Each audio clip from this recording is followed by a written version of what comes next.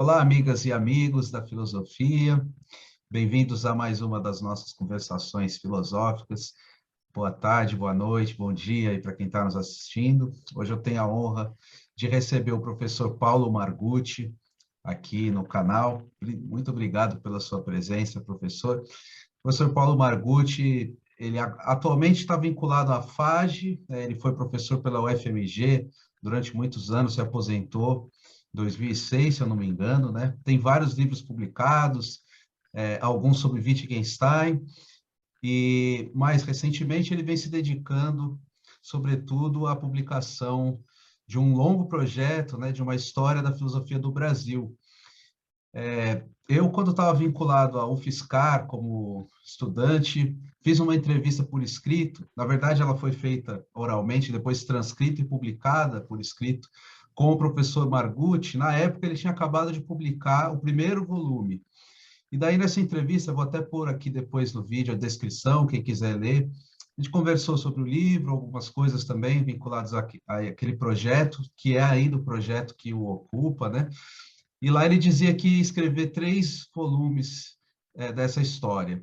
Mas de lá para cá, é, eu creio que muita coisa tenha mudado, né? O aumento de autores, enfim, do período, sobretudo do século XIX, da filosofia do Brasil, é, talvez tenha modificado esse projeto. É isso que a gente vai conversar aqui. Então, só tenho a agradecer pela sua presença e começar com essa pergunta. Então, de lá para cá, né, dessa entrevista que tem aí um pouco menos de 10 anos da publicação do primeiro, para esse segundo volume, quais foram as principais alterações no projeto dessa história? E aí também pode contar um pouquinho, de maneira mais geral, sobre esse longo projeto seu. Tá bom, ô Caio, eu agradeço muito pelo convite de participar das suas conversações filosóficas, né? E fico muito satisfeito de poder falar alguma coisa a respeito da filosofia do Brasil, que é o tema que me interessa há muitos anos já e que constitui, vamos dizer assim, o principal projeto meu de vida, né? Em relação à filosofia. Bom, antes de chegar diretamente ao segundo volume, eu acho que eu teria que levantar alguns detalhes que talvez sejam interessantes. O primeiro deles, eu vou repetir rapidamente aqui uma pequena história, né, que eu já contei muitas vezes, mas eu acredito que ela ajuda a compreender a situação, né, e, inclusive, explica por que eu tenho trabalhado a filosofia brasileira. Né. A história é a seguinte: me parece que foi em 2001, eu ainda era professor na UFMG, e nessa ocasião foi feita uma avaliação do curso de graduação em filosofia. E essas avaliações envolvem pareceristas externos, né? Inclusive, são 2 externos e um da própria UFMG, mas que não é do Departamento de Filosofia. Né? Eu me lembro que, na época, a comissão era formada por um representante da Unicamp, um da USP e mais o representante da UFMG. Né? Eles fizeram uma radiografia bem grande do curso de filosofia e entrevistaram professores, entrevistaram alunos, consultaram a documentação, estudaram a estrutura curricular, tudo que fosse necessário para ter realmente um retrato adequado do curso. Né? E o interessante que aconteceu nisso foi o seguinte, é que a comissão, quando terminou de fazer essa avaliação, claro, eles fizeram algumas sugestões. E uma sugestão dessa avaliação é que me interessa aqui. Eles disseram o seguinte: olha, nós achamos que o curso de filosofia, de graduação em filosofia, está dando pouca importância à lógica. Vocês só têm uma disciplina de lógica e essa disciplina assim, não dá para abarcar todo o campo de conhecimento da lógica atualmente. Então, eles sugeriram, né, que o departamento tivesse 2 lógicas, ao invés de uma só. Mas, evidentemente, como a grade curricular já estava completa, era necessário eliminar uma disciplina para poder colocar a lógica no lugar. Né? E E a sugestão da comissão foi a seguinte: olha, porque tem que tirar a roupa de um santo para vestir outro, né? Falei assim, bom, qual é o santo que nós vamos tirar a roupa? Filosofia no Brasil. Essa disciplina, ela não, assim, não significa nada, não tem muita importância, então que tal tirar a filosofia no Brasil e colocar uma lógica no lugar, né? E o departamento aceitou a indicação, né? E desde então o departamento passou a ter em um semestre Lógica 1, no outro semestre Lógica 2, e a filosofia do Brasil, né, ficou chupando o dedo, né? Não existia mais essa disciplina. O interessante é o seguinte, é que eu, como professor do departamento, eu era encarregado exatamente da lógica. E era para ter ficado muito satisfeito com isso, porque, afinal de contas, né, a lógica ia ter mais importância no departamento, na estrutura curricular, tudo mais, né? Mas eu não fiquei satisfeito, eu fiquei muito incomodado com isso, porque o tempo todo, assim, antes desse acontecimento, eu sempre me senti com uma certa responsabilidade para estudar a filosofia no Brasil.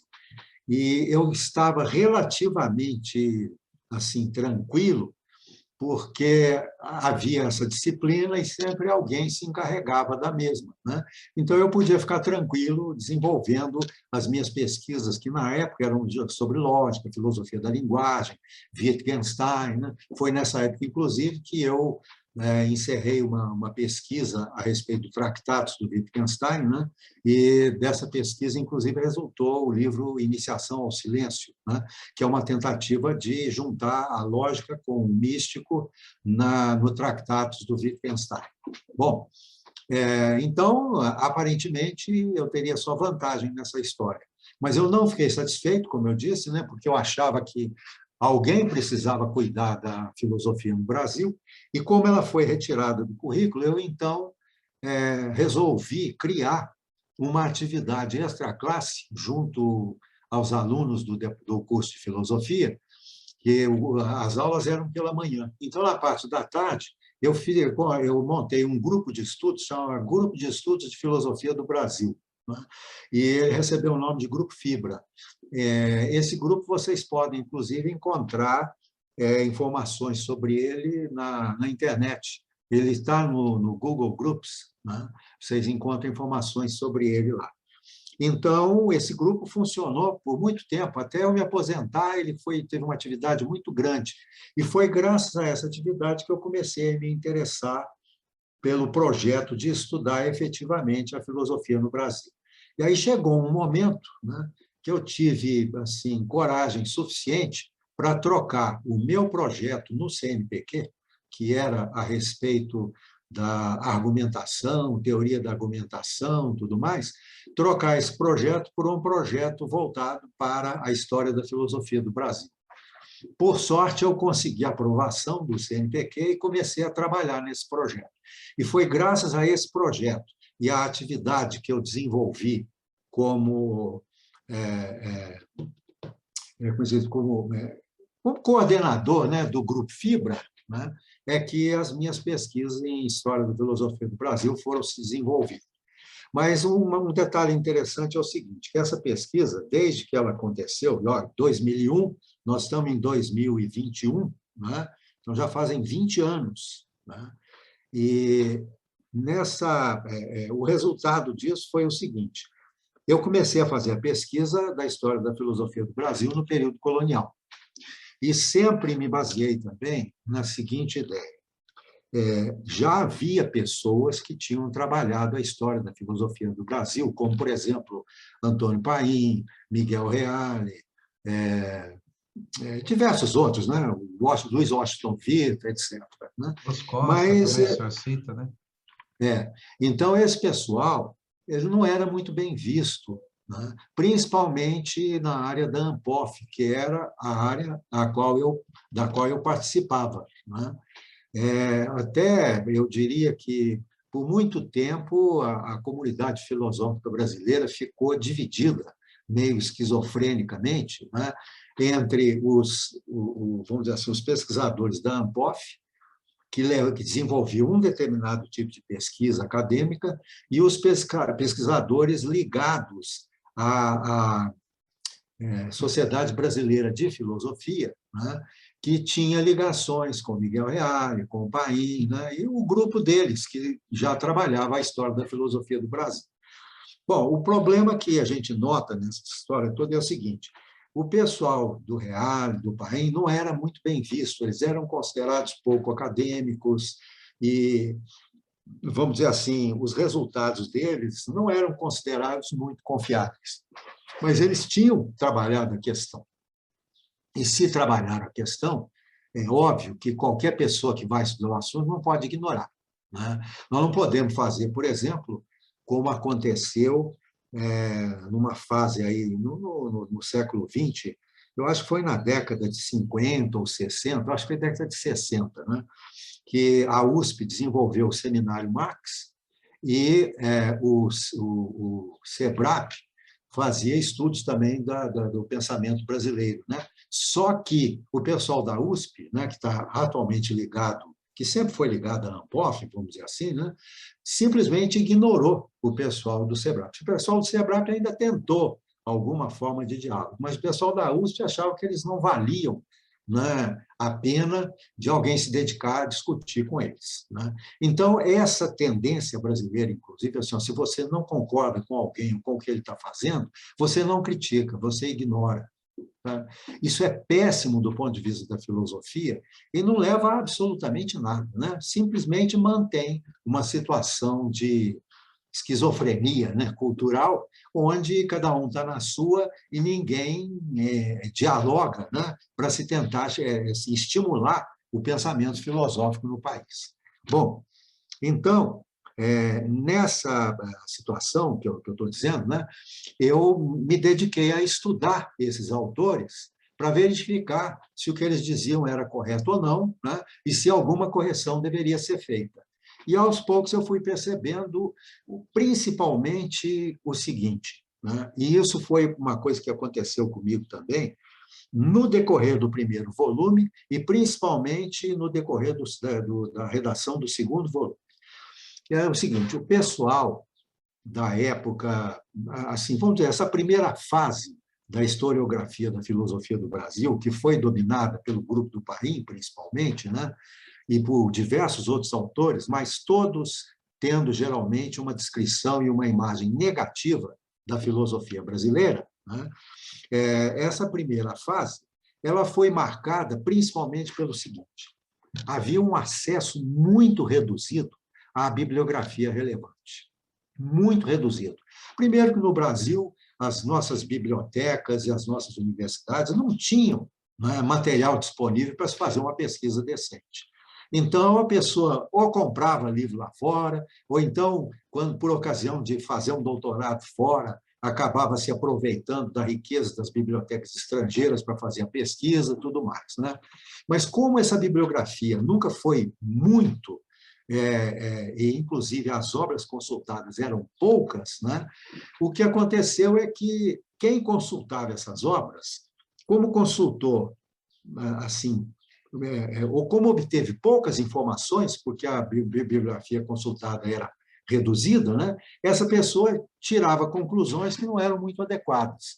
E o pior é que os seguidores dessas pessoas incorporavam os resultados que eles tinham obtido, apesar de serem resultados parciais, incompletos ou mesmo incorretos, né?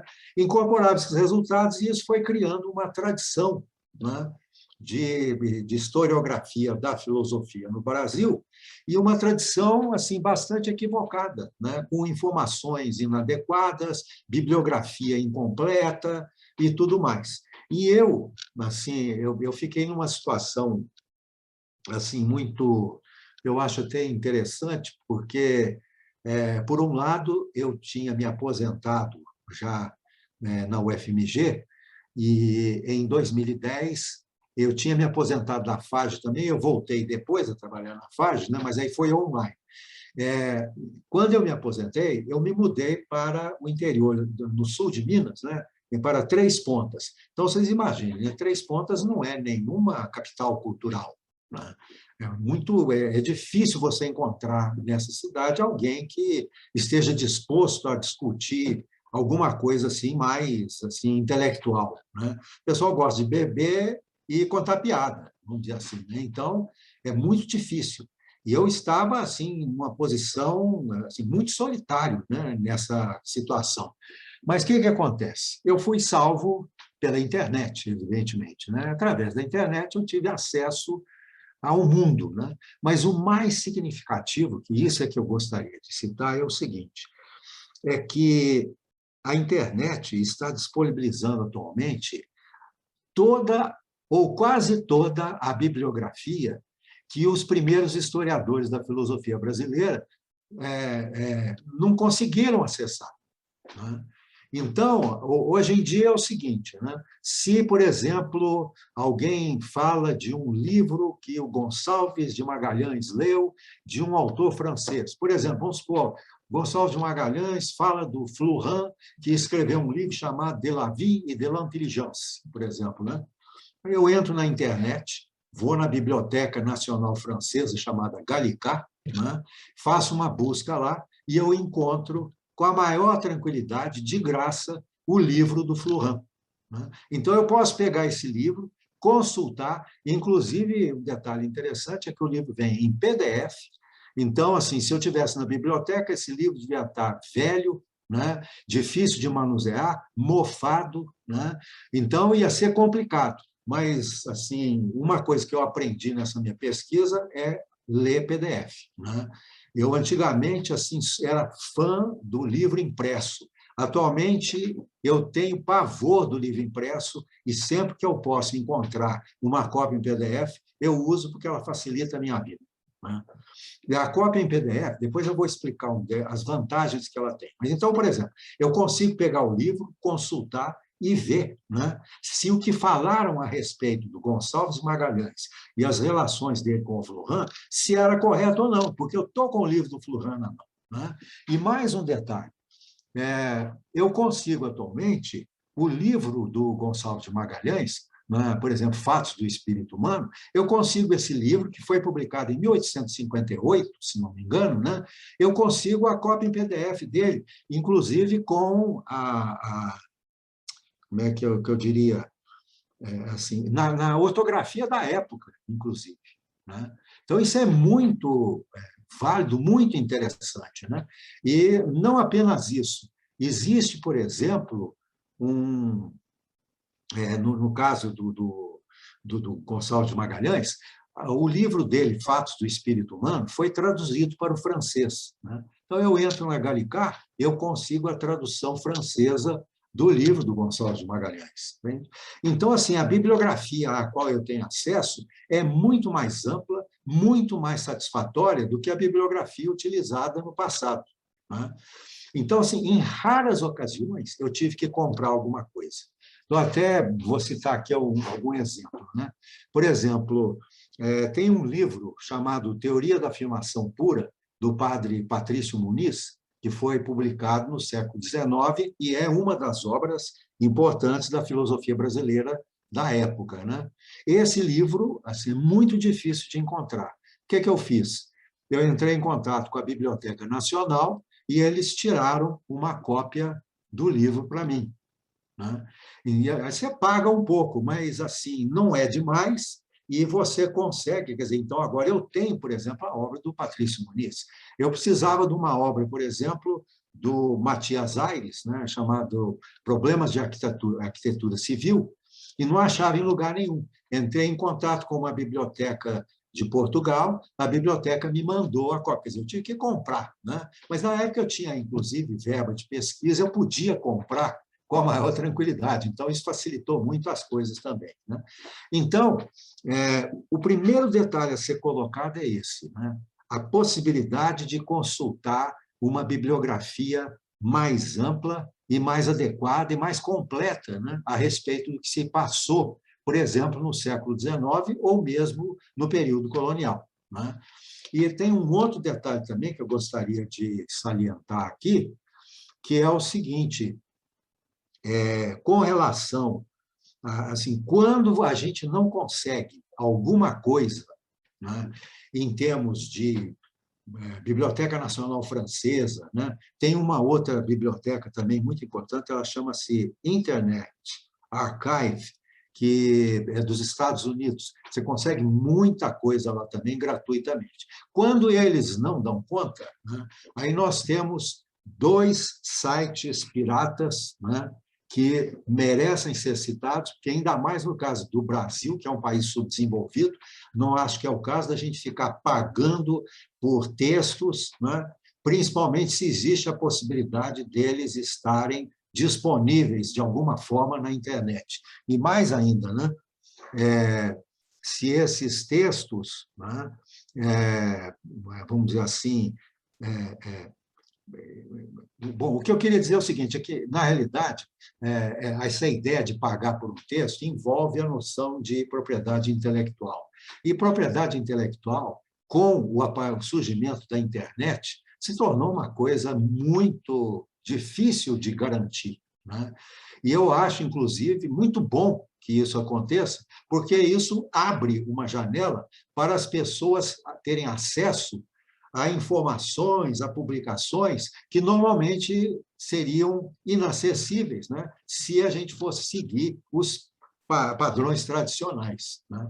Então, eu acho, né, que, por exemplo, esses sites que eu vou citar, né, um deles chama-se LibGen, né, que ele foi criado na Rússia, né? E a Rússia, como país comunista, não acredita em propriedade privada, né? Muito menos em propriedade intelectual. Então, o LibGen tem milhões de obras, né? Em todas as línguas, sobre todos os assuntos, e é muito fácil. Se você precisar de alguma coisa, você entra no LibGen e tenta baixar. É claro que é uma publicação pirata, mas o que eu posso fazer, né? Em muitos casos, é a única solução que a gente tem para poder levar à frente uma pesquisa num país subdesenvolvido como o Brasil, né? Ou que está, não vamos falar tão subdesenvolvido, em vias de desenvolvimento, né? Bom, e outro detalhe também, outro site que foi criado por uma estudante russa chamada Alexandra Elbakian, né? Chamado Sci-Hub, né? Ela estava fazendo uma pesquisa nos Estados Unidos e a pesquisa envolvia acesso a uma série de artigos, e esses artigos eram todos vendidos pelas grandes editoras internacionais, né? E custavam caríssimos. Você comprava um artigo por $40, $50, né? Era um absurdo. E você tinha que comprar o artigo para saber se ele te serviria ou não, né? Ela ficou revoltada com isso e criou um site pirata, também na Rússia, né? Onde se você tiver o DOI da publicação, você joga lá no site e ele encontra para você, porque ele usa um jeito lá de penetrar nessas grandes editoras, né, e te fornece esse artigo que você estava precisando. Então, o resultado é que, assim, como eu falei, né, mesmo morando numa cidade que não é um centro cultural, como Três Pontas, eu passei a ter acesso, né, a praticamente tudo que eu precisava pela internet. Se você tem uma ligação boa, uma conexão boa, né, você tem acesso a toda a informação que você precisa. E isso, evidentemente, traz, né, uma grande vantagem para quem está na minha situação em relação ao pessoal do Grupo do Paim, por exemplo, ou aos primeiros historiadores da filosofia brasileira, que não tinham acesso a uma bibliografia adequada.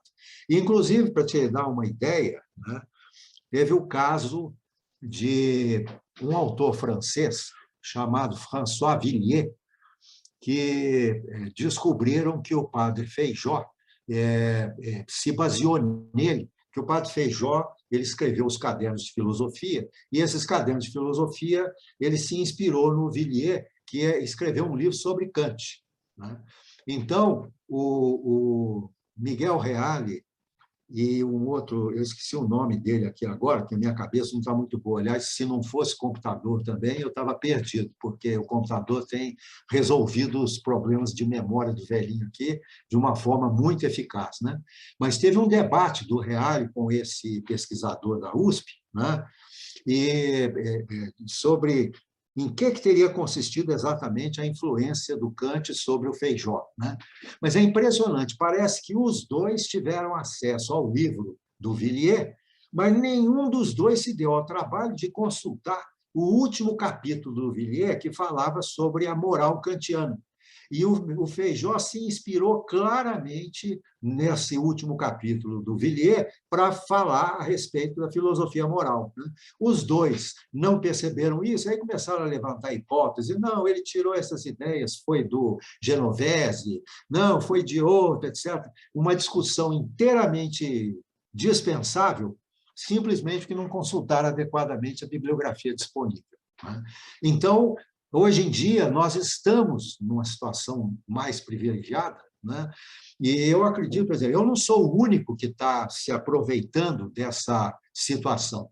Tem um outro pesquisador também, eu não sei se você já conversou com ele, eu até sugiro o nome dele, caso você vá fazer alguma outra entrevista, né, ligada à filosofia no Brasil, chama-se Júlio Canhada.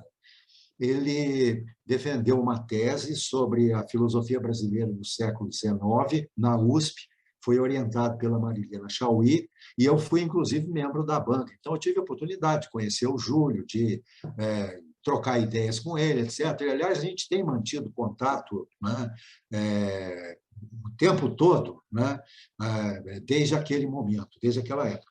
E deu para ver claramente, né? É certo que o Júlio, uma parte do trabalho dele, ele fez na França. Então, ele teve acesso às bibliotecas francesas e foi mais fácil para ele. Mas a gente vê, pelo trabalho do Júlio, que ele já teve acesso a uma bibliografia muito mais completa e muito mais ampla do que a dos historiadores passados, né? E isso, para mim, é fundamental. Então, eu estou citando eu e o Júlio, por exemplo, como casos, né, de quem está mexendo com isso, mas certamente tem mais gente por aí. E se não tiver, vai ter, porque o pessoal vai acabar descobrindo essa fonte de informação, né, e vai acabar jogando isso, né, ou utilizando isso nas pesquisas ligadas à filosofia brasileira, tá? Então, esse é um ponto. Aliás, a propósito disso, eu gostaria até de dizer que, através do Grupo Fibra e através da minha atividade na FAGE, né, nós desenvolvemos também os chamados colóquios pensadores brasileiros, que nós já estamos... Esse ano nós fizemos o 5º colóquio, o ano que vem vai ser o 6º colóquio, e esse 6º colóquio vai ser em comemoração à Semana de Arte Moderna, que, afinal de contas, 2022 são 100 anos, né, da Semana de Arte Moderna. Então, nós vamos fazer isso. Agora, esses colóquios, depois que eles são realizados, a gente reúne as contribuições de cada um dos participantes, né? E a gente produz uma coletânea de textos, né? E nós, com o tempo, nós decidimos que essas coletâneas seriam publicadas e disponibilizadas online. Elas são disponibilizadas pela editora FI, né? Então, se alguém quiser localizar, eu acho que do 2º ou 3º colóquio em diante, foi publicado pela editora FI. Então, dá para encontrar esses colóquios e obter de graça, né? A pessoa só paga se ela quiser a versão impressa. Aí ela encomenda, né? Eles imprimem e enviam pelo correio para a pessoa. Mas, se ficar satisfeita só com o PDF, a pessoa consegue isso. Então, esse é um outro meio, uma outra forma de divulgar a filosofia brasileira também, né? Através desses colóquios, eu achei que valia a pena lembrar disso aqui a propósito dessa conversa que nós estamos tendo. Então, recapitulando, né, o que aconteceu foi isso. Eu me encontrei numa situação privilegiada em relação aos estudiosos do passado, porque o que eles diziam, né, eu podia conferir, né, e verificar se o que eles tinham dito era correto ou errado. Então, por exemplo, tem muita coisa do Silvestre Pinheiro Ferreira, um português que esteve no Brasil a partir de 1810, né, veio aqui atrás do Dom João VI, da corte, né, ele deu um curso de filosofia no Brasil e publicou, por ocasião desse curso, as chamadas preleções filosóficas, né. No início, eu só tive acesso às preleções filosóficas porque eu tive sorte de que a biblioteca da UFMG tinha um exemplar. né? Mas foi complicado, eu tive que pedir autorização, porque era obra rara, e, além do mais, né, estava caindo aos pedaços e cheirando a mofo. Não foi uma experiência muito boa. Mas, logo depois, eu consegui a versão em PDF, né? E com essa versão foi muito mais fácil. E então, por exemplo, se um português, por exemplo, né, um desses pesquisadores portugueses da história da filosofia brasileira, né, se ele dissesse assim, não, o Silvestre Pinheiro Ferreira se inspirou, por exemplo, no utilitarismo de Bentham, né? Inspirou? Então, tá, vamos verificar. Aí eu pego o texto do Silvestre, pego os textos correspondentes do Bentham e verifico se ele se inspirou ou não. E concluo, não, ele não se inspirou no utilitarismo do Bentham. Essa informação é equivocada. Ele se inspirou, foi no Condillac, que tem um curso que ele deu, né, para um nobre qualquer, aí, talvez até o Infante, eu não sei quem foi exatamente, porque, como eu falei, a memória do velho é dura, né? Mas ele, nesse curso, ele defende determinadas posições morais, né, que são claramente ligadas ao utilitarismo, né? Então, ficou muito fácil, e, inclusive, o Pinheiro Ferreira se inspira bastante no Condillac. Então, era muito mais fácil, né, achar uma fonte no Condillac do que no Bentham, por exemplo, né? Então, isso permitiu fazer uma série de correções, né? E aí, pegando a experiência do primeiro volume, né, o que eu posso dizer é o seguinte: por ocasião da redação do primeiro volume, eu ainda não estava dominando todas essas técnicas e todas essas possibilidades, né? Isso foi acontecendo aos poucos, né? Foi um trabalho em curso, né? Então, à medida que a pesquisa se desenvolvia, eu ia descobrindo alternativas novas, informações novas, metodologias novas, né? Um monte de coisa. Mas, quando eu terminei o primeiro volume, eu acho que ainda estava bastante cru a respeito, né? Eu só realmente cheguei ao ponto que eu achava que devia chegar foi no segundo volume. O segundo volume eu tive assim um acesso muito grande a uma bibliografia muito vasta, né?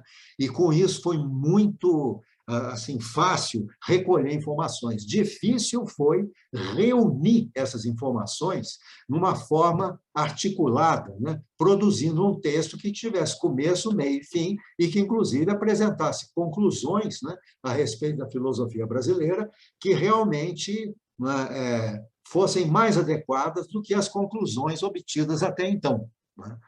Então, aí, por exemplo, né, o que aconteceu? No decorrer do segundo volume, inclusive, eu entrei em contato com outro pesquisador que eu também recomendaria para você convidar para fazer uma entrevista. Ele chama-se Lúcio Álvaro Marques, né?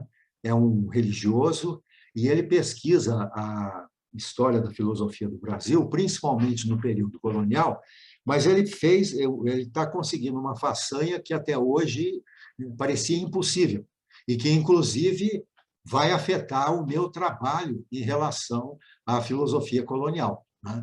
Que é o seguinte: a maior parte dos autores, né, dos historiadores da filosofia brasileira do período colonial, dizem o seguinte: olha, o Brasil, na época, só tinha colégio jesuíta, não tinha universidade. Então, praticamente não tinha nada produzido de filosofia na época. Por isso, inclusive, é que esse pessoal falou pouco sobre a filosofia do Brasil no período colonial. Eu não me conformei com isso, e, ao estudar o período, eu pensei assim, mas quem sabe se eu pegar, né, porque eu notei que os portugueses eles tinham duas tendências em filosofia. Uma delas é a tendência que seguiu Pedro da Fonseca, que eu chamei de tendência fonsequista, né, que era a tendência de fazer comentário de texto filosófico, né, e tudo em latim. E havia uma outra tendência, que eu chamei de tendência sanchista, em homenagem ao Francisco Sanches, né, que foi o principal representante dessa tendência, mas que eu estou chamando de tendência aqui não significa que não é uma escola filosófica que tem gente que segue o Pedro da Fonseca ou que tem gente que segue o Francisco Sanches. Na realidade, são tendências, maneiras de ver a filosofia, né, que foram compartilhadas, por um lado, pelo Pedro da Fonseca e aqueles que concordavam com aquela tendência, né? E, por outro lado, pelo Francisco Sanches e aqueles que concordavam com a tendência dele. O que eu notei é o seguinte, o mais interessante para o meu caso foi que o Francisco Sanches era cético, né? E achava que, assim, quer dizer, como todo bom cético, né? Primeiro, ele valorizava Sócrates, né? E isso, inclusive, eu notei que foi uma das características do período da filosofia brasileira no período colonial, valorização do Sócrates. Por quê? É um filósofo, mas não escreveu nada, né? E, além do mais, é um cético, né? Que dá exemplos de vida moral. Era o que o pessoal precisava na época, né? Alguém mais ou menos no estilo do Sócrates. E esse ceticismo do Sócrates bate muito com o sanchismo, que eu comentei, né? No sentido seguinte, você tem uma atitude cética em relação à vida, você não acredita na possibilidade de construir uma metafísica sistemática, mas você acredita na possibilidade de, por exemplo, escrever uma obra literária que tenha intuições filosóficas, né? Então, com base nisso, né, eu, de certa forma, desenvolvi a ideia do literato filósofo, né, que era um literato, mas que, mesmo sendo literato, apresentava perspectivas ou intuições filosóficas em suas obras. E, usando essa figura, eu consegui localizar, né, diversos autores do período colonial brasileiro, como, por exemplo, Padre Antônio Vieira, Nuno Marques Pereira, Matias Aires, né? E alguns outros, né? E esses, eu falei do Nuno Marques Pereira, e esse talvez seja o mais importante, né? O que eu pude notar é o seguinte: todos eles tinham uma visão de mundo muito parecida, né? E essa visão de mundo era de caráter filosófico. Era uma visão de mundo, vamos dizer assim, baseada numa mistura do cristianismo com estoicismo e ceticismo, né? Eu chamei aquilo, na época, de uma matriz cético, uma matriz pessimista de caráter cético, estoico e salvacionista, né? O salvacionismo tem a ver com o cristianismo. E procurei mostrar que todos os autores da época, mesmo que não tenham dialogado entre si, eles compartilhavam essa visão de mundo, né? Então, isso foi o que aconteceu no primeiro volume. Mas, quando eu estava trabalhando no segundo volume, apareceu o trabalho do Lúcio, né? E o Lúcio começou a descobrir uma série de textos filosóficos em latim que tinham sido utilizados nos colégios jesuítas. E deixou claro, quer dizer, ele recuperou uma informação, inclusive, que já existia no passado, mas essa informação tinha sido desprezada. Os colégios jesuítas aqui no Brasil, eles não eram universidades, mas eles forneciam cursos de caráter universitário. E havia gente, inclusive, que defendia a tese, né, de filosofia e de teologia, né? E o Lúcio está achando, lá em Portugal, os manuscritos correspondentes a essas teses, né? Então, significa que, né, embora eu tenha encontrado um filão, né, que, assim, embora não seja propriamente filosófico, eu fui na literatura, né, buscar instituições filosóficas, né, embora eu tenha encontrado um filão ali, que eu acho que é válido, né, e é tipo o seguinte, né, aquele famoso provérbio, né, quem não tem cão, caça com gato. Não tinha texto filosófico, então eu peguei o que tinha para ver o que podia fazer. Mas agora o Lúcio está... ele vai fornecer textos filosóficos, né? E aí eu vou ter que, o meu primeiro volume, eu vou ter que fazer uma segunda edição, revista e aumentada, né? Na qual vai constar também a produção filosófica dos jesuítas, né? Nos colégios jesuítas, vamos dizer assim, né? E, para mim, isso é muito importante, porque vai alterar completamente o quadro, né, da filosofia brasileira no período colonial. Agora, isso aconteceu quando eu estava trabalhando no segundo volume. Então, o que eu fiz? Eu pedi ao pessoal da Loyola, que estava vendendo ainda, eu acho que estava na segunda edição do primeiro volume, eu falei para ele: olha, não vende mais não. Quando esgotar, vocês parem, porque eu vou mexer nele, e aí, quando eu mexer, vai sair a edição revista aumentada, que é a correta. Vocês podem trabalhar agora só com o segundo volume, enquanto eu escrevo o terceiro, né? Então, no caso do segundo volume, o que eu fiz foi o seguinte: para cada autor, né, eu tentei colocar o seguinte: primeiro, a vida e a obra, né, fazer um relato da vida e da obra, e depois eu peguei todas as obras filosóficas ou de relevância filosófica desse autor e fiz um apanhado do que ele dizia nessas obras. Depois disso, eu peguei, porque nessas obras, então, tem autores aos quais esse pensador brasileiro se relaciona, né? Então, eu pegava também os autores. Por exemplo, quando eu fui estudar o Feijó tinha relação com Kant. Então, o que eu fiz? Eu fui buscar, né, assim, as informações de Kant que poderiam ser utilizadas para compreender a filosofia do Feijó. E assim sucessivamente. Então, o que eu fiz? Apresentava todos os textos relevantes do autor, todos os autores estrangeiros relevantes, depois pegava todos os intérpretes brasileiros ou estrangeiros do autor, né, e mostrava o que cada um tinha dito, depois eu pegava apresentava a minha própria interpretação e, em seguida, usando essa minha interpretação, eu fazia uma discussão com cada um dos intérpretes daquele autor filosófico. Você imagina a trabalheira que não dá a fazer isso, né? Então, não é à toa, né, que o primeiro volume saiu em 2013, o segundo volume saiu em 2020, né, se não me engano, ou 19 ou 20. Né?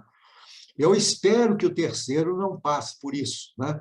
Porque eu já estou muito adiantado nele, né? Mas, no momento, eu estou trabalhando o filósofo mais difícil e mais complicado. Quando eu terminar o caso dele, aí eu acredito que vai ficar mais fácil para terminar tudo, que é o Gonçalves de Magalhães. Gonçalves de Magalhães tem muitos estudos a respeito dele, e, na minha opinião, né, apesar das pessoas dizerem que o Brasil não tem cabeça filosófica, ou então que ainda não apareceu um primeiro filósofo brasileiro, eu acho que esse pessoal está fazendo uma injustiça muito grande com o Gonçalves de Magalhães. Ele certamente pode e deve ser considerado o primeiro filósofo brasileiro.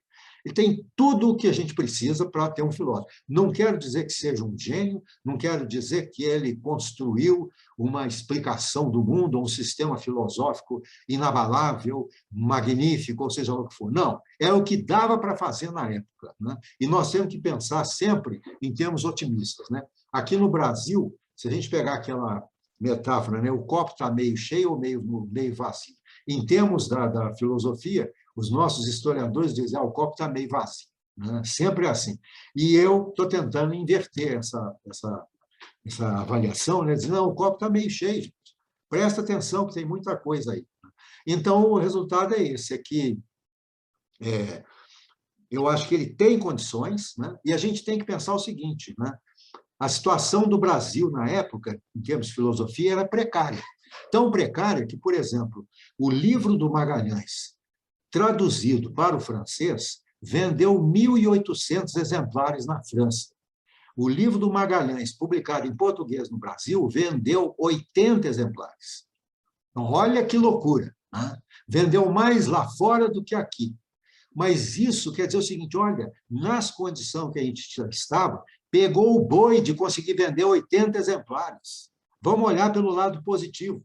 As condições eram precárias, mas ele conseguiu fazer alguma coisa em termos filosóficos. Né? Então, isso é que eu acho que precisa ser feito. Né? E, para se fazer isso, a gente tem que desmascarar os dois piores historiadores da filosofia brasileira, né? Que realmente só atrapalharam a nossa historiografia. Silvio Romero e Tobias Barreto. Né? Só falaram besteira, só falaram asneira, né? E o resultado, infelizmente, criaram escola com isso. Né? Então, por exemplo, Tobias Barreto falava que o Gonçalves de Magalhães era um diletante. Né? Aí virou moda dizer que os filósofos brasileiros da época eram diletantes. De chamar Gonçalves de Magalhães de diletante assim, é desconhecer totalmente o significado dessa palavra. Ou então desconhecer o que é o significado do trabalho do Gonçalves de Magalhães. O sujeito foi traduzido para o francês e vendeu 1.800 exemplares lá, e ainda foi citado em um outro manual do Bouillet, né, como sendo um dos grandes representantes do duodinamismo. Né? Será que isso, né, significa que ele era diletante? Pelo amor de Deus. Né? Então, assim, eu acho que à medida que a gente vai estudando, com esse excesso de informações disponíveis, a gente vai chegando a esse ponto de perceber que foi feita injustiça a esses autores, né? E uma injustiça, inclusive, assim, pensa bem, o caso do Silvio Romero é mais significativo ainda. Péssimo em filosofia, filoneísta declarado, retórico até onde podia ser, e, apesar disso, fez escola na avaliação dos filósofos brasileiros do século XIX. Não tem cabimento isso. A única explicação que eu tenho é o seguinte, né? Ele criticou com tanta ênfase que as pessoas se sentem meio sem graça de falar alguma coisa, porque senão parece que você é tão tolo quanto aquele filósofo que ele criticou, né? Mas se você olha, eu inclusive tenho feito isso demais, né? Eu tenho procurado desmascarar da melhor forma possível, né, os argumentos retóricos utilizados pelo Silvio Romero e pelo Tobias Barreto. Tobias Barreto ainda tem uma vantagem, que ele produziu alguma coisa em filosofia, mas, na minha opinião, nada que chegue aos pés ao que o Gonçalves de Magalhães fez, ou o que o próprio Eduardo Ferreira França fez com seu manual de filosofia, de psicologia, né? Então, essa injustiça foi feita lá, né? E ainda tem sido feita com outros, né? Você imagina, por exemplo, um Farias Brito, né? Um pensador importantíssimo, um Mário Vieira de Mello, né? E tem um Vicente Ferreira da Silva. Nós temos inúmeros pensadores que são absolutamente invisibilizados na cultura brasileira, porque o pessoal está mais interessado em estudar pensadores estrangeiros, né? Eles acham que se entre estudar o Farias Brito, né, e um Wittgenstein, eu vou estudar o Wittgenstein, né? Acontece que o estudo que ele faz do Wittgenstein não repercute lá fora e não repercute aqui entre nós, porque ninguém está interessado nele. Não existe diálogo aqui nesse país, né? Mas se ele fizer um estudo, por exemplo, do Farias Brito, isso poderá ter repercussão, principalmente se for publicado online, né, e se abrir espaço para o debate. Porque o que está faltando, na minha opinião, em relação a isso, é debate. E o que eu estou tentando fazer é isso, né? Trazer uma nova visão da filosofia brasileira, né? Da história da filosofia brasileira, e desencadear um debate, para que as pessoas reavaliem uma historiografia negativa, falsa, retórica, né, da evolução do nosso pensamento, e passe a tratar isso como sendo uma coisa significativa. Afinal de contas, o nosso passado é algo que nós temos que estudar, né, para saber de onde que nós viemos, para saber onde nós estamos e para onde nós vamos, né? Então, no que diz respeito ao segundo volume, né, só para completar aqui, o que aconteceu foi o seguinte: aos poucos, assim, na aplicação desse método, eu fui ficando cada vez mais experiente, descobrindo técnicas melhores, né? Uma delas, inclusive, é o seguinte: vamos supor, como é que o Gonçalves de Magalhães define sensação? Então, você pega o PDF de Fatos do Espírito Humano, manda ele pesquisar a palavra sensação. Se você der sorte, porque alguns PDF o programa não lê, né? Mas se você der sorte, ele acha todas as ocorrências da palavra sensação, então você sabe exatamente o que o Gonçalves de Magalhães falou sobre aquele conceito, né? Então, assim, a vantagem que nós temos atualmente é muito grande. E eu espero, sinceramente, que outras pessoas, além do Júlio Canhada, né, comecem a usar esses instrumentos, porque isso só vai trazer, né, uma melhoria muito significativa na historiografia da filosofia brasileira e, quem sabe, na própria produção filosófica brasileira. Porque, à medida que as pessoas forem reconhecendo que tem produção filosófica significativa entre nós, elas vão se sentir mais à vontade para produzir alguma coisa. Porque como é que você pode inspirar um aluno, né, de filosofia a pensar por conta própria, se você diz para ele que o brasileiro não tem cabeça filosófica, que o Brasil não tem condição de ter filosofia, que o máximo que nós podemos fazer é comentar textos de pensador estrangeiro, até a gente disciplinar a nossa mente e a nossa língua pátria, que é inculta e bela, né, para poder conseguir, né, falar alguma coisa filosoficamente significativa. Então, o problema é esse, né? O que eu tenho trabalhado é nesse sentido.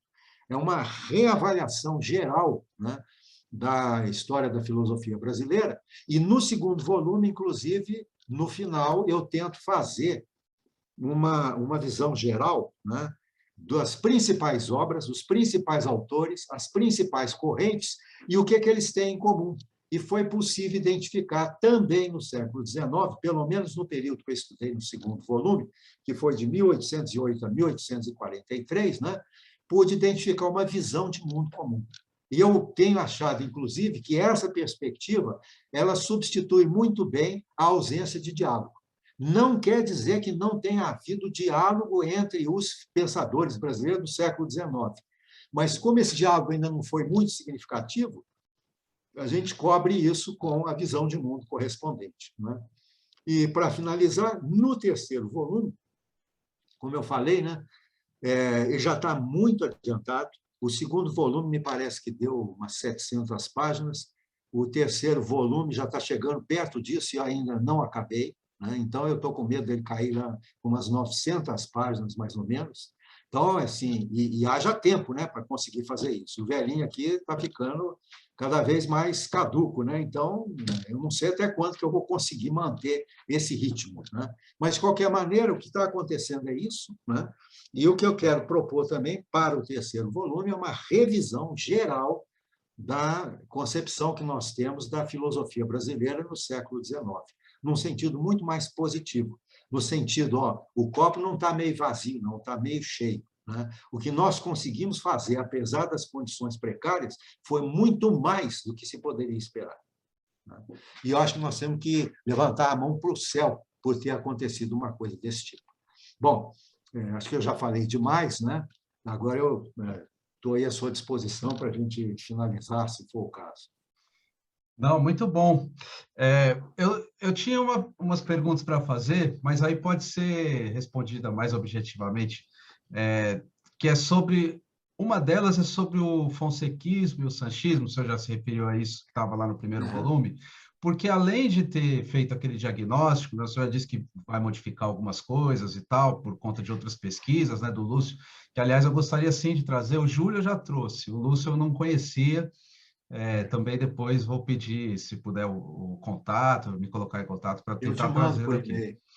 Mas eu lembro que lá naquela introdução, o senhor falava sobre também uma continuidade dessas duas linhas, e isso servia, inclusive, para fazer alguma crítica, né, ao modelo do scholar brasileiro, que ficaria fazendo aquele comentário, e que então a gente teria de também tentar ousar um pouco mais, e fazer um pouco mais dentro do outro estilo, né? Eu queria saber se esse diagnóstico do presente ainda se mantém daquela introdução do primeiro volume, ou se também foi modificado.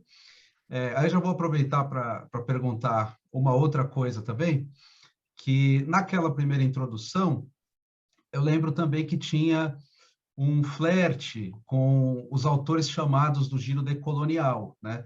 Flostanova, o Mignolo, o Viveiros de Castro também era citado, também uma tentativa de compreender as outras matrizes não europeias do nosso pensamento. Me parece que essa preocupação se modificou em algum sentido. Queria perguntar e também querer saber se o senhor se identificaria também com alguém que pensa o giro decolonial, nesse sentido de mostrar a relevância da produção de países fora do centro, como é o caso nosso aqui do Brasil. E aí, complementando essa pergunta, também perguntar sobre a figura das mulheres, né? Porque eu sei que você dedica um capítulo à Anísia Floresta, por exemplo, né? No segundo volume. Então, eu queria saber como que você pensa também essa questão do decolonial e das mulheres, que são assuntos que, ainda que marginalmente, têm tido uma entrada, né, nas pesquisas feitas no Brasil, tem já grupos de pesquisa vinculados a diversas universidades que pensam, né, raça, gênero e classe, né, e aí utilizam várias autoras, os feminismos vários, negro, indígena, enfim. Queria perguntar essa questão aí sobre o decolonial, né, e essa primeira sobre o presente, né, e como é que essas duas linhas se atualizam no seu pensamento mais atual. Olha, com relação a essa distinção entre sanchismo e fonsequismo, eu acho que o Brasil é caracterizado até os dias de hoje pelas duas tendências. A gente poderia dizer, inclusive, que a proposta da USP, por exemplo, né, de usar o método estruturalista de leitura de textos, né, no século passado, quando começou vamos dizer assim, a filosofia num sentido mais acadêmico. Na minha opinião, isso é uma nova versão do fonsequismo, né? É uma nova maneira de fazer interpretação de textos, interpretação de tipo escolástico de textos, sem produzir alguma coisa própria, né? Então, essa tendência eu acho que ainda existe. E a tendência do literato filósofo, a tendência sanchista, ela persiste também. No século XIX, tem uma figura muito importante, que é Machado de Assis, né? E que eu ainda não sei se eu vou introduzir o Machado no terceiro volume ou se ele entra no quarto, entendeu? Mas ele vai ter que entrar porque é um representante de um pensador cético, é um literato filósofo, mas que está cheio de intuições filosóficas, né? E que batem muito com a visão de mundo sanchista, né? Então, né, eu acho que existe no século XIX e no século XX, então, mais ainda, né? Cheio de autores, vamos dizer assim, que, do ponto de vista literário, podem ser considerados representantes da tendência sanchista, né? Talvez a maior de todas as representantes seja a Clarice Lispector, por exemplo, né? Então, eu acho que essas duas tendências estão presentes até os dias de hoje. Mas eu acredito, né, que o segundo volume, eu tinha uma quantidade tão grande de obras filosóficas que eu não tive muito assim como me dedicar a isso, né? E então eu acho que essa parte ficou um pouco faltando nesse segundo volume. Apesar de, por exemplo, né, eu ter levado em conta a Anísia Floresta, que, apesar de... Ela não é uma filósofa em sentido estrito, mas ela é uma pensadora feminista, né? E que tem intuições de caráter filosófico, principalmente do ponto de vista da situação da mulher. Então, né, ela representa, de alguma forma, né, um viés sanchista ali no segundo volume, do mesmo modo que o Marquês de Maricá, né, que escreveu na forma de, vamos dizer assim, como é que chama? Esses parágrafos, né, aforismos, Aforismo. né? Ele escreveu nessa forma, então ele tem uma série de máximas, reflexões curtas, né, mais de caráter literário do que caráter filosófico propriamente dito. Então, quer dizer, tanto o Marquês de Maricá como a Anísia Floresta, eles estão, de alguma forma, ligados a essa tendência mais sanchista do que fonsequista, né? Já os autores, como o próprio Feijó, né, o Monte Alverne, que escreveram manuais de filosofia da época, eles estão mais próximos da tendência fonsequista, né? Apesar de cada um ter feito a sua maneira, né? O Feijó, por exemplo, se inspirou demais no Kant para fazer o manual dele. E já, por exemplo, o Monte Alverne se inspirou muito mais no Stokenau e também no...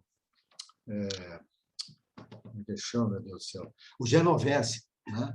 Então, assim, as duas tendências estão presentes, né? Foi bom você ter lembrado isso, porque no terceiro volume eu vou ter que fazer uma visão geral, pegando o que foi discutido no segundo, né, e o que foi discutido no terceiro, porque agora eu já tenho um quadro maior do século XIX, né? E, inclusive, no terceiro volume, eu pretendo fazer uma ligação mais assim significativa, né, do que os filósofos brasileiros da época pensaram com o contexto histórico do país na época, né? Porque isso é importante também, e ele não foi feito muito adequadamente no segundo volume. Mas é porque eu não tinha dados suficientes, eu vou tentar compensar isso agora no terceiro volume, né? Então, a sua primeira pergunta é sobre as tendências, eu acho que elas ainda persistem, né? Mas quanto mais filósofo aparece, mais a minha tendência é de assim, deixar de lado o quebra-galho, de ir atrás dos literatos filósofos para ficar com os filósofos propriamente ditos, né? Vamos ver se eu consigo, de alguma forma, compensar isso, né, ainda agora na execução do terceiro volume. Sua segunda pergunta é sobre alguma pensadora feminina, né? Bom, no século XIX, além da Anísia Floresta, tem mais duas que vale a pena a gente considerar. Uma delas é a Ana de Barandas, né? Mas ela está ligada ao segundo volume, entendeu? O segundo volume já está pronto, eu não tenho como voltar a mexer com ele. Então, talvez, né, posteriormente, né, eu faça um trabalho, tipo assim, um livro sobre ela, entendeu? Para compensar o que faltou lá, porque não teve jeito. E outra também do século XIX, foram essas três que eu pude identificar, né?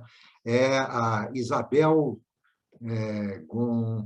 acho que é Isabel Godoy, não sei, não me lembro se é Godoy ou Gontijo, acho que é Gontijo. Ela era bastante reacionária, uma professora conterrânea da Anísia Floresta, e que falou muito mal da Anísia Floresta, né? Então, ela, assim, é chato, né? Porque reacionária, conservadora, metendo pau, mas é uma pensadora que merece também atenção, né? Pelo fato de ser mulher e para a gente poder resgatar a presença feminina, né? No século XIX. Agora, sobre a presença feminina, eu tenho duas coisas a dizer. Primeiro é o seguinte, a Anísia Floresta é admirável. Primeiro, no sentido seguinte,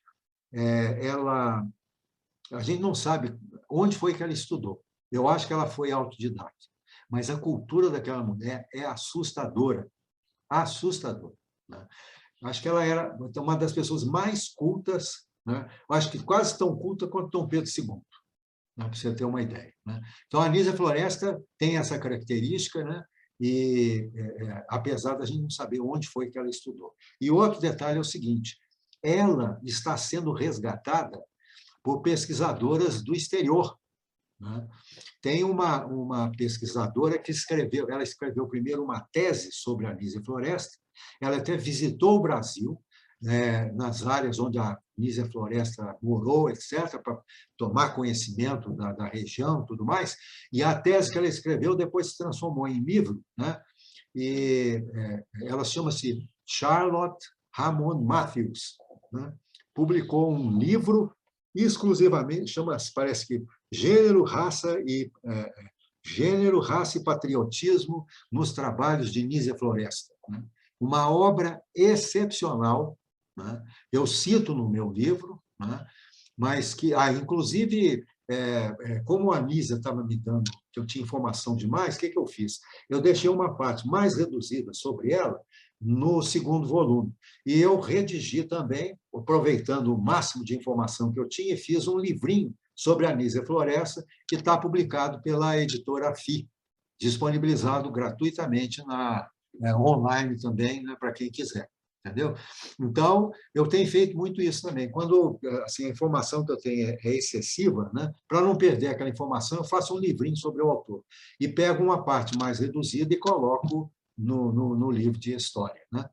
Bom, e sobre a sua terceira pergunta, né, o que eu acho que está acontecendo é o seguinte, eu acho que o pensamento descolonial é realmente assim importante e deve ser seguido, né?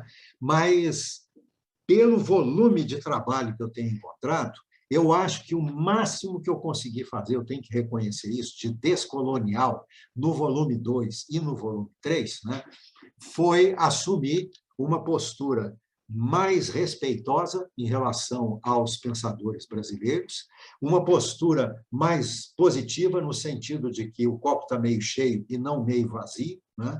No sentido, então, de que o que eles fizeram, as condições eram precárias, mas eles conseguiram fazer muito diante dessas considerações, dessas condições precárias, né? E eles merecem ser reconhecidos por causa disso e merecem ser estudados, inclusive porque tentaram pensar a realidade brasileira, né? Então, o máximo que eu consegui fazer foi isso. Talvez, quem sabe, agora que eu estou fazendo assim, eu vou pegar, né, no terceiro volume, eu vou poder fazer uma avaliação geral que vai de 1808 a 1870. Então, quem sabe ali eu consigo introduzir mais alguma coisa do ponto de vista do pensamento descolonial. Mas o que eu posso dizer é isso, né?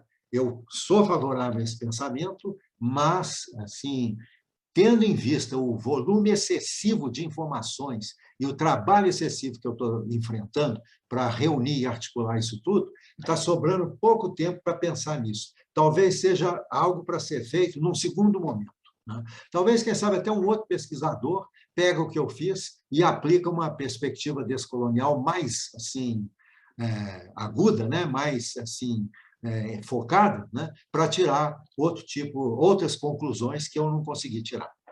Tá? Bom, então era isso, né? Muitíssimo obrigado, professor. Estou muito satisfeito com essa entrevista.